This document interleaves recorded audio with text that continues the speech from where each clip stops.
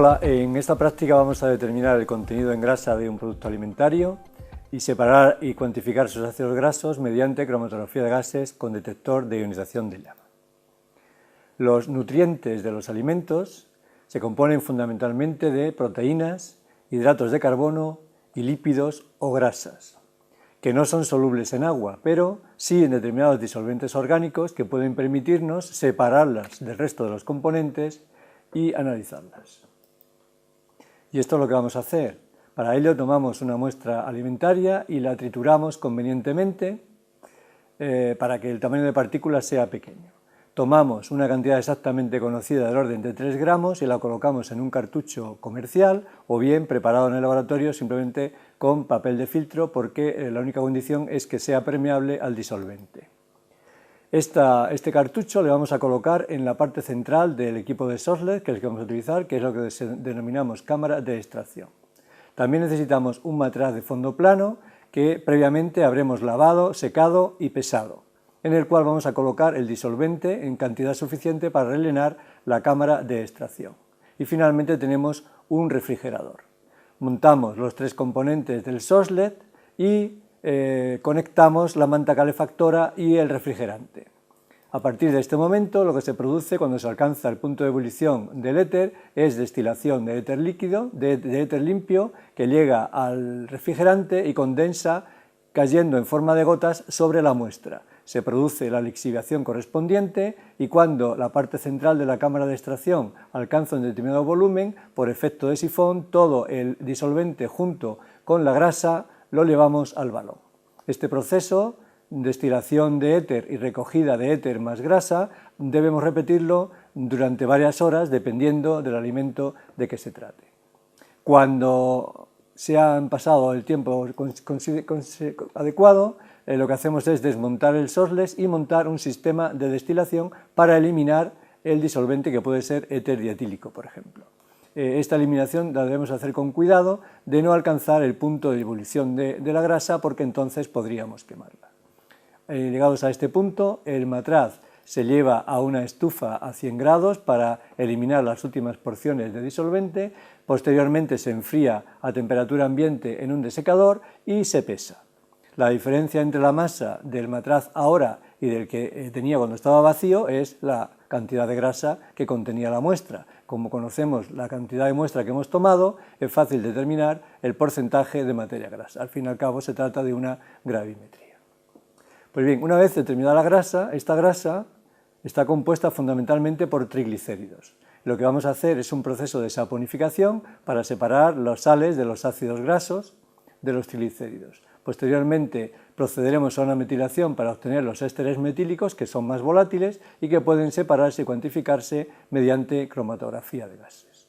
De manera que el procedimiento experimental consiste en tomar alrededor de 0,3 gramos de la muestra que hemos obtenido previamente, le añadimos metilato de sodio y calentamos a reflujo durante alrededor de 15 minutos hasta que en el sistema observemos una única fase. En ese momento añadimos trifluoruro de boro en metanol para provocar el proceso de metilación, calentamos durante 10 minutos y enfriamos. El contenido de este matraz redondo entonces lo pasamos a un matraz de cuello largo, recogiendo las últimas porciones con 6 mililitros de hexano. Añadimos además cloruro de sodio saturado hasta situar la capa de hexano en el cuello del matraz.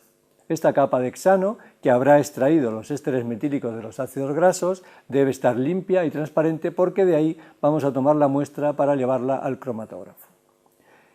La cromatografía es una técnica de separación, en la cual los analitos, que inicialmente están todos juntos, son arrastrados por una fase móvil, en este caso va a ser un gas, a través de una fase estacionaria que va a estar retenida en una columna donde se producen los diversos procesos, reparto, absorción, etcétera, que provocan la separación de los analitos. Una vez separados, en cola de columna, colocamos un detector para ver cuándo la abandona cada uno de ellos y un registro para dar fe de ello.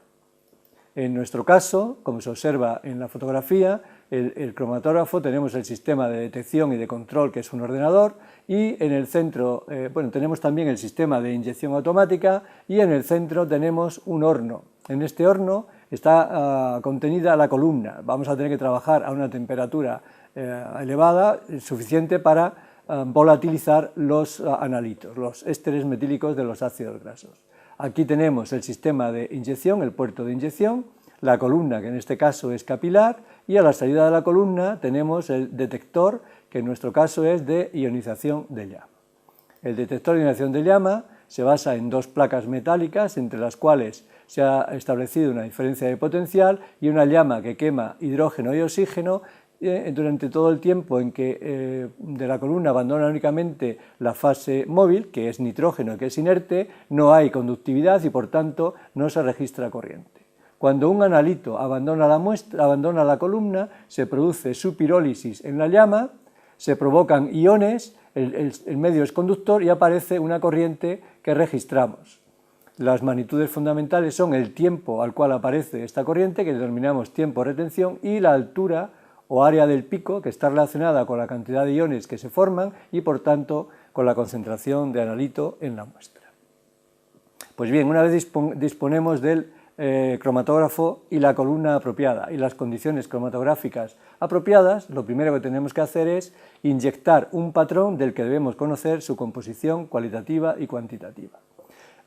Cuando obtengamos el correspondiente cromatograma, debemos comprobar que nuestros tiempos de retención coinciden con los comunicados por el fabricante, así como el porcentaje relativo de ácido graso que se obtiene dividiendo el área total bajo los picos por el área bajo el pico del ácido graso determinado.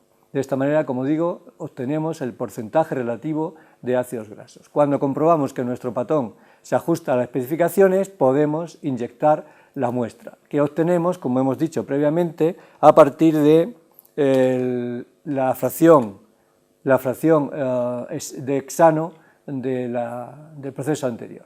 En el caso que observamos, hemos inyectado una muestra proveniente de una fritura semejante a las patatas fritas y observamos los picos que aparecen, y a partir del área relativa vemos que el 94% de la composición de los ácidos grasos son C16,0, es decir, ácido palmítico, C18,1, ácido oleico, y C18,2, ácido linoleico. Esta composición es compatible con el hecho de que la muestra haya sido frita con aceite de palma. Más información la podemos obtener en el SCUG Höhler-Niemann, en el Valcárcel, que es un libro de técnicas analíticas de separación, y también en el BOE 207 de agosto de 1979, donde vienen los métodos oficiales de determinación de ácidos grasos en muestras alimentarias.